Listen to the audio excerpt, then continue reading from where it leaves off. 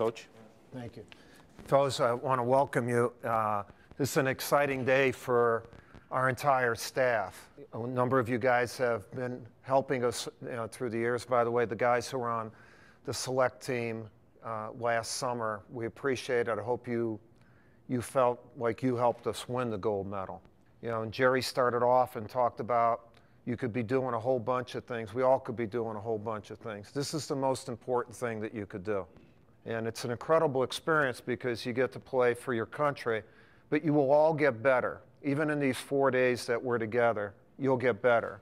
You'll get better because you make each other better. All of you are outstanding players, and playing against another outstanding player or with outstanding players makes you better.